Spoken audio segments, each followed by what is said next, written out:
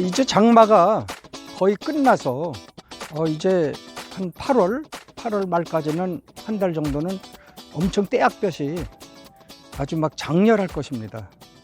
여러분들 맨발 걷기 걱정되시죠?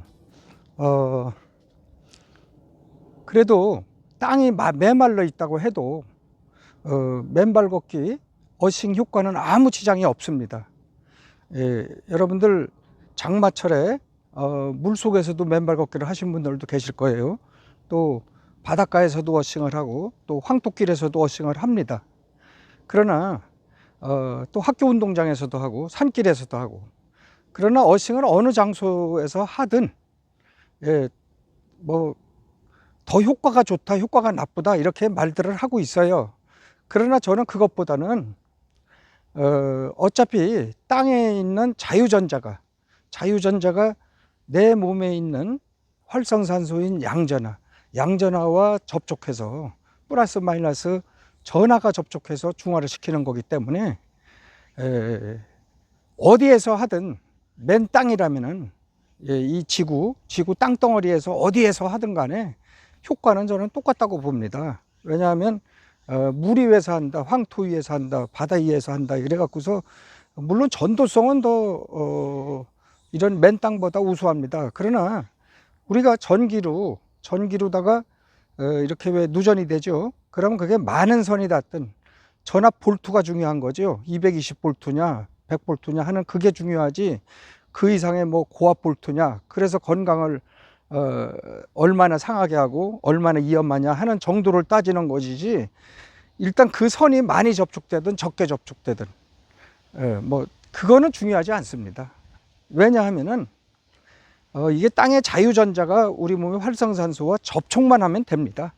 그렇기 때문에 뭐 바닷물이 3배 효과가 있다, 그건 전도성에서 효과가 있는 거지 그 자유전자가 이동하는 속도가 영향을 있는 건 아니다, 그런 말씀이에요. 다시 말씀드려,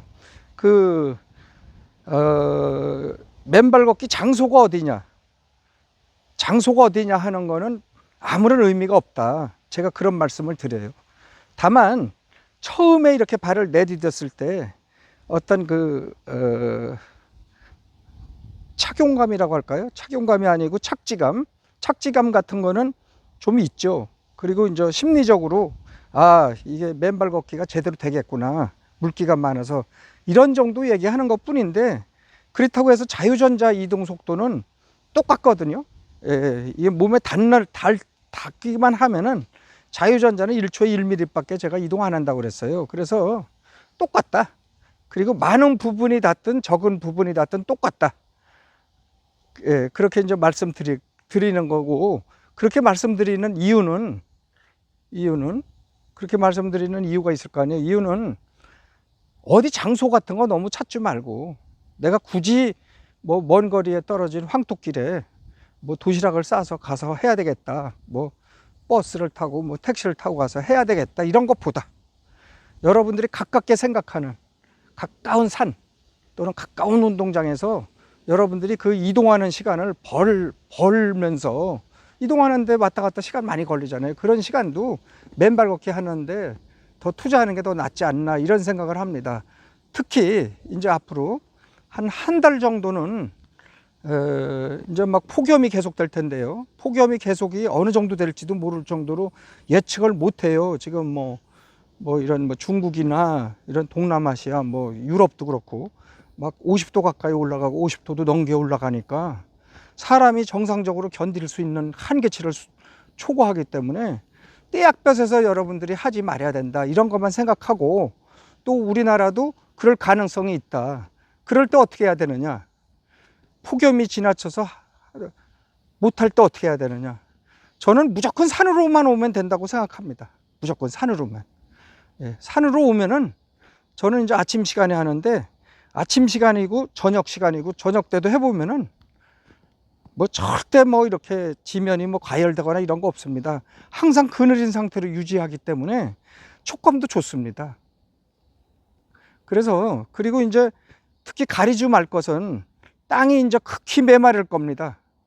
극히 메말라서 막 거칠고 이럴 겁니다. 그런 거 생각하지 마시고 그냥 맨발 걷기 하면은 맨 땅과 맨발이 접촉만 되면은 땅 속에 자유전자가 이동하는 게 다 똑같기 때문에 그런 거 구애하지 말고 맨발 걷기 흙이 어떠냐 그런 양태에 대해서는 생각하지 마시고 맨발 걷기 장소가 나한테 최적의 장소냐 최고 가까우냐 그래서 자주 할 수 있고 매일 빠짐없이 할 수 있느냐 이런 것만 생각하면 됩니다. 그런 거 막 탐닉을 해서 황토길 어디 있냐 거기서 하나만 안 된다 이래갖고 거기를 찾아가고 막 그러는데 그거는 과학적이지 않습니다. 예, 그리고 그거는 상당히 그 비효율적이다 이렇게 제가 말씀드릴 수 있습니다. 자, 그렇게 말씀드리고요. 또 두 번째 주제는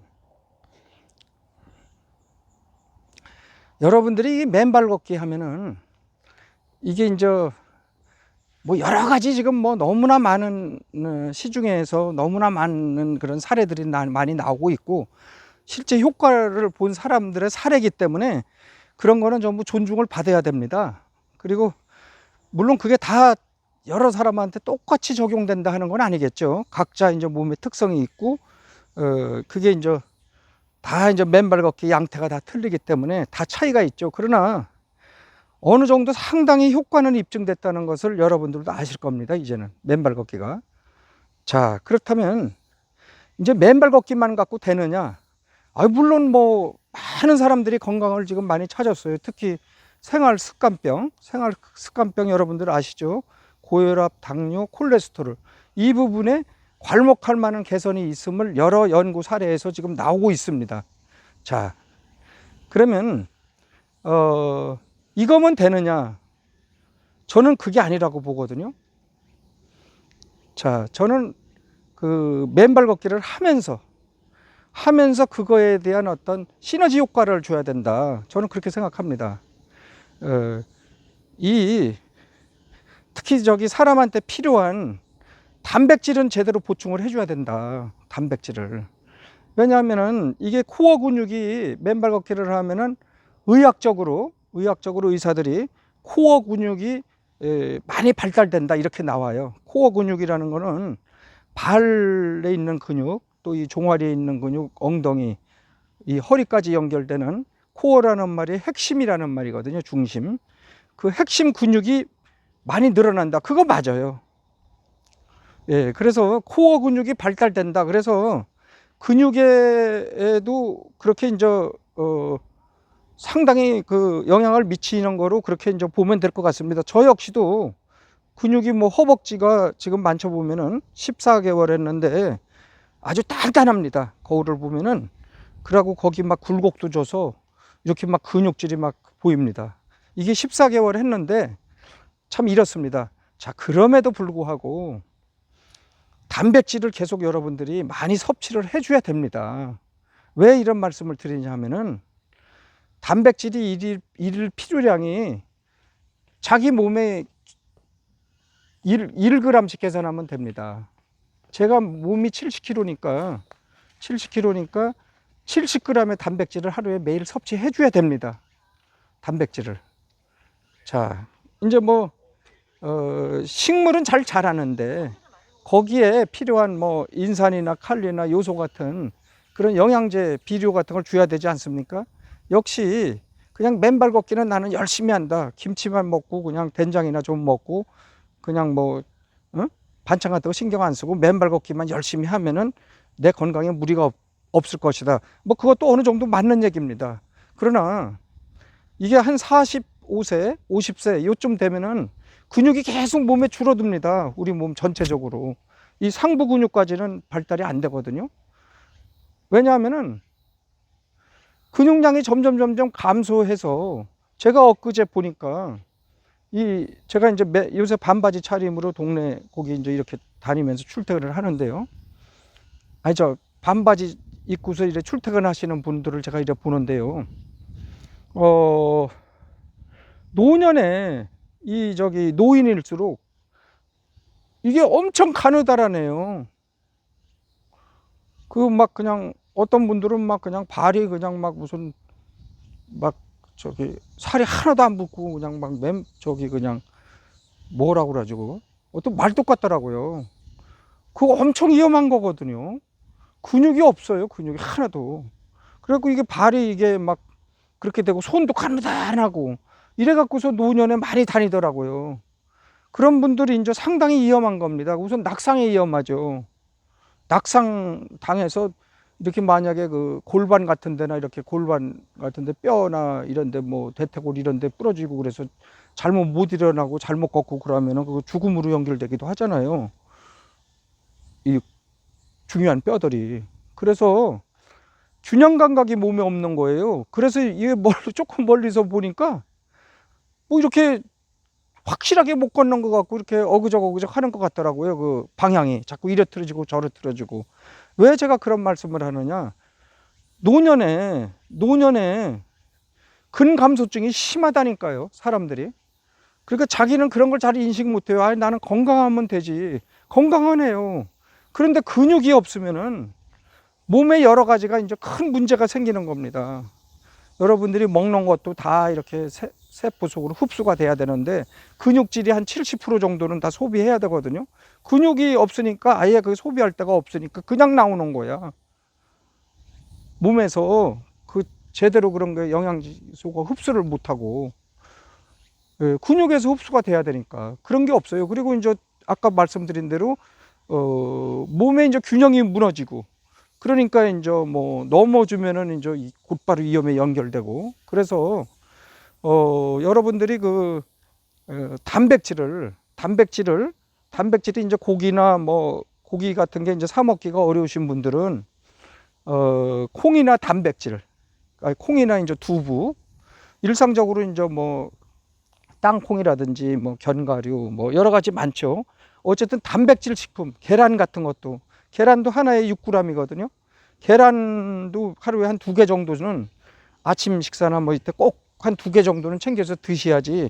하루에 70g을 채워야 돼요, 제가 단백질을. 그런데 우리가 그 단백질 식품을 100g을 먹었다고 해서 그게 다 단백질 100g을 먹은 게 아니라니까요. 소고기 제가 100g 먹으면은 20g밖에 단백질 못 먹은 거예요.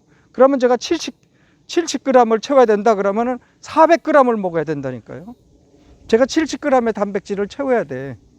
최소한 60에서 70g을 채워야 되거든요, 제 몸에. 그래야지 제가 근감소가 안 되는 거야. 그래서 소고기나 돼지고기나 뭐 계란이나 이런 걸 먹으면 한 20% 내외예요. 그게 단백질 성분은. 그 중에서 나머지 80%는 아닌 거야. 그러면 결국 70g을 먹으려면은 70g에 먹으려면은 지금 400g을 먹으면은 428 80g이죠. 그러니까 한 350g의 단백질을 먹어야 된다니까요, 고기를 하루에 350g을 먹어야 돼. 그래 많이 먹으면 한 근씩도 먹고 이렇게 먹어야 되거든요, 고기를. 물론 뭐 고기를 먹으면은 뭐 대장암 뭐 이런 얘기도 있지만 저는 그런 거 뭐 그렇게 중요하다고 생각 안 해요. 뭐 바람 안 된다는 게 어디 있어요. 우리 몸에 음식 들어가면은 그 위에서 소화 과정에서 니트로소아민이 이 발암 물질이 발생돼서 거기서부터 발암 물질에는 항상 노출이 된다고 봐요. 일부러 고의적으로 여러분들이 발암 물질 뭐 벤조피린이나 이런 거를 여러분들이 일부러 그런 거를 탄 음식이라든지 이런 거를 먹지 않는 이상 몸에서 필연적으로 발암 물질은 발생되거든요. 그래서 그런 거 너무 신경 쓰지 마시고 여러분들이 어쨌든 고기도 많이 먹어야 된다, 노년에. 제 유튜브를 보시는 분들이 연령층으로 분석하면은 50대 이후가 좀 많으세요, 더. 그래서 제가 이제 그런 생각을 해요. 맨발 걷기를 하는데 나는 뭐 그렇게 효과가 빨리 나타나지 않는다. 또 맨발 걷기를 하는데 크게 컨디션이 개선되지 않는 것 같다. 또 내가 직접적으로 많이 못 느끼겠다. 또 뭐 피곤하다. 나는 다른 사람은 많이 개선된다는데 나는 피로 같은 게 많이 개선되지 않은 것 같다. 여러 가지 그 맨발 걷기 효과가 없다고 생각하시는 분들, 특히 단백질을 그 섭취에 아주 신경 써야 됩니다. 자, 그건 제가 한마디로 말씀드려 볼게요. 우리가 그 전에 못 살 때, 뭐 우리 70년대, 80년대 다 마찬가지죠. 그때 못 살 때, 살기 힘들 때 우리 고기 못 먹었잖아요. 고기를 못 먹어서 명절날로 먹고 생일날로 좀 먹었어요. 그것도 고기가 적고 식구는 많으니까 뭘 그렇게 국을 끓여서 거기 무 집어넣고 물 많이 집어넣고 뭐 이렇게 해서 김치도 집어넣고 이래 갖고서 국을 끓여 먹었잖아요. 고기가 없을 때. 그러면 그게 뭐 몇 점 들어가 봤자 그거 사람한테 뭐가 작용하겠어요. 맨날 만성적으로 단백질 부족에 시달렸던 거예요. 간신히 그냥 된장, 콩, 뭐 두부 정도? 여유가 있으면 두부 정도 해 먹고 이랬죠. 그때 우리가 평균 수명이 몇 세였어요? 60세를 못 넘겼잖아요. 60세 되면은 환갑이라고 그래 갖고서 환갑잔치하고 동네 포장치고 막 잔치를 하고 며칠씩 잔치도 하고 그랬어요. 환갑잔치 하면 막 환호성을 지르고 막 그냥 자식들이 막 웃고 기뻐서 막 소리치고 그랬다니까요. 환갑까지 살지를 못했으니까. 자, 그런데 제가 어제 보니까 남자는 평균 79.6세더라고요. 평균 수명이 79.6세. 여자는 85.6세. 그러니까 여자는 86세, 남자는 80세 이런 거예요. 그러니까 여자 남자가 6살 차이가 나네요, 수명이. 그런데 한번 그거 생각해 봐요. 우리가 60도 못 살아서 거의 뭐 질병에 걸리거나 뭐라고 그러죠? 노화로 나중에 죽죠. 그런데 그때 서양 유럽은 어땠습니까? 70세, 75세 다 이래 수명 들였거든요. 지금이야 뭐 거기도 우리나라와 비슷한 수명을 유지하고 있으니까. 거기에 이제 의학이 더 가미된 거죠. 그러니까 결국은 우리는 밥 먹고 탄수화물만 먹고 있을 때 그 사람들은 고기가 주식이었으니까 단백질을 풍부하게 섭취하니까 오래 살았던 거예요. 그것 말고 다르게 설명한다. 그거는 의학은 있겠죠, 물론. 의학은 많이 발달됐는데 그럼에도 불구하고 의학 발달이 이런 거는 극히 일부분밖에 안 된다. 결국은 영양이다, 저는 그렇게 생각해요. 그래서 여러분들이 맨발 걷기를 하면서 이제 여러 가지 그 활성산소를 제거하면서 여러 가지 그 많은 효과들이 나타나고 있어요. 지금 뭐 깊은 수면을 유지한다, 또 뭐 스트레스가 완화됐다, 정신도 맑아졌다, 뭐 여러 가지 정신적인 장애, 심리적인 장애, 또 신체적인 질병들이 많이 나아졌다고 여기저기 호소해요. 자, 그럼에도 불구하고 여러분들이 맨발 걷기만을 맹신하면 안 된다.